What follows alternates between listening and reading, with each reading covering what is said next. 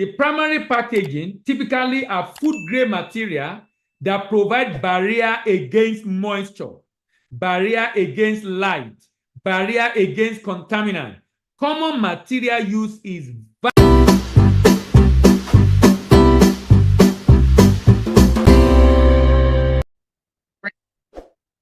Good day, my name is Dele Ayenibo, and I'm your export doctor. In today's edition of the program or the series we have been dealing with on how to export different items from Nigeria, we'll be looking at how to export cashew kernel. Now, let me explain cashew kernel. You know, you have cashew nuts, that's the solid substance below the cashew fruit. That cashew nut, if you remove the shell, what you have inside is the cashew kernel. The white stuff you have inside is the cashew kernel. So in today's video, I'll be talking about the cashew kernel. I'll be talking about the cashew kernel. Now, remember, we have done, if you are just joining us for the first time, thank you for stopping by. But you should know that we have done this episode, I think 11 or 12. We've done about 10 different products already that you might want to go and check on this same YouTube channel. Now, we talk about the product quality specification. We talk about how that quality affects pricing. We talk about the potential of the product. We talk about the purchaser, that's the market where they're buying and how much they're buying. We also talk about the packaging, how the product is packaged. We talk about the paperwork for the shipment, and we round off with the problem. So number one is the product specification. Because this is also an agro commodity, even though it's not completely agro in the sense that it is semi-processed, because it is semi-processed, what that means is that the quality issue is to a large extent minimized. The only thing that can happen now is if the processing is not well done. We still expect the quality standard, like the kernel properties, like moisture, it should be usually 5 to 7%. Then, if the cashew is whole, the quality, it seems better and the pricing is better than when the quality is not whole. If the quality is whole and when the quality is not whole, then you also have different specifications like W320, W240, W180. These are different quality specifications that anytime you have a cashew contract and you are seeing W240, W320, what they are telling you is that this is not raw cashew nut. If you remember when we treated raw cashew nut, what we're talking about was not this. What we're talking about when we treated raw cashew nut was moisture, admixture, kernel output ratio, and the nut count. Those are the things we're dealing with. Now, these properties I just talked about, if a lot of broken are there, broken cashew nut is usable, only that it's used in other industry or in other sector, but it's usable, only that the buyer will buy at a lower price. Whole cashew nut, particularly the bigger one, command a bigger and better price. So you need to be conscious of this whenever you have to deal with cashew nut transaction, cashew kernel rather. Now, talking about cashew kernel, what is the market demand like? Who are those buying this kernel? Who are the major buyer of the kernel? The major buyer of the kernel is United States, about $1 billion in demand, $1 billion. United States, 28%, followed by Germany, 12%. United States, 28%, and United States value is $970 million, about $1 billion, and 98%. Germany, followed by Germany, which is doing $429 million import. Netherlands, $298 million import. China, $252 million import. United Kingdom, $144 million. France, $120 million income. Australia, $99 million. Canada, $96 million. Spain, $91 million. Japan, $82 million. And these are the major buyers, top 10 buyers in the world. And from there, you will notice that if you are looking for market where you want to go and sell your cashew kernel, the market to focus on is United States, is Germany, is Netherlands, is China, is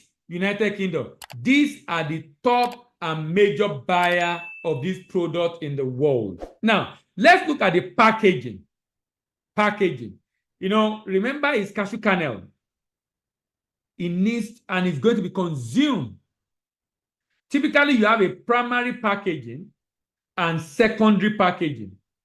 The primary packaging typically are food-grade material that provide barrier against moisture, barrier against light, barrier against contaminant.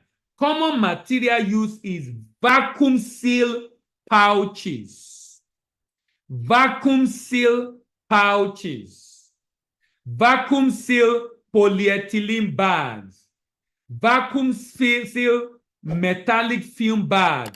These are the kind of material, because they are the material that have direct contact with the product. Direct contact with the product. Then you have the secondary packaging.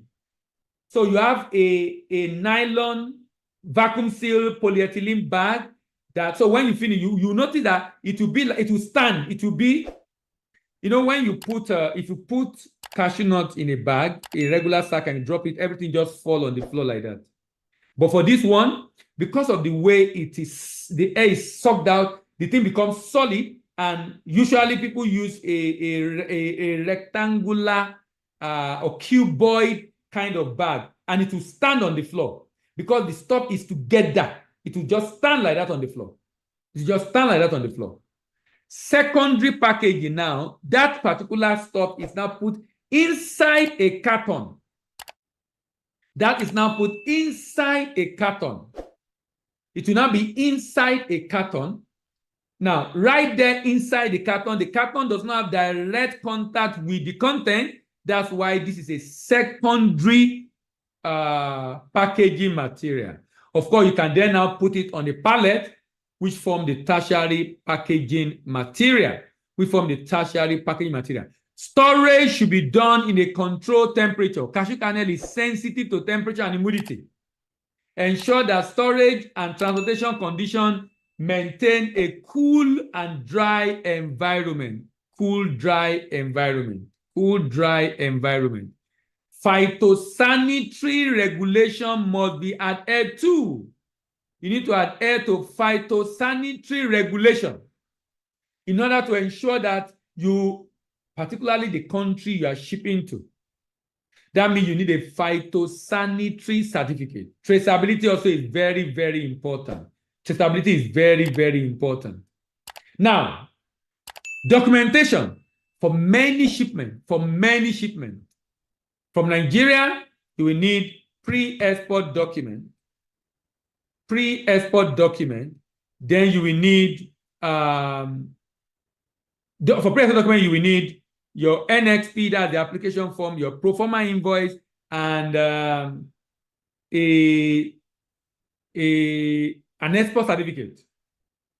In the process of clearing, you will get the SGD, Single Good Declaration from Custom, and you get the CCI Clean Certificate of Inspection from Inspection Agent.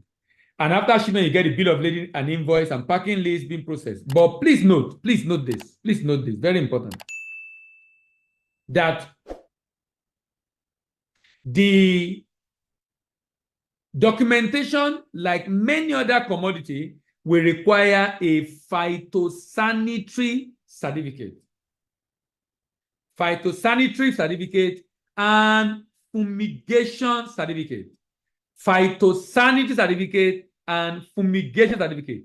Majority of the problem that people that export this product face is mold growing, because the product is not well, the moisture content is not low enough. Mold growing on it. So it's very important that the moisture content is well controlled and contained to ensure mold is not growing on it. Also, remember, it has to be airtight. That's why you use a vacuum seal, because if air enter, it can also become soft. And all these affect the quality of the cashew kernel. Has this video been of immense benefit to you? Give it a thumbs up. If you're about to export cashew kernel, you have a friend that wants to export cashew kernel, that you need to hear about this, share with your friends. If you have a question for me, drop it in the comment section. And more importantly, subscribe to our channel, join our community, hit notification bell so you will know when we upload the next video. My name remains Delayin, but I'm your export doctor, and I'm signing out.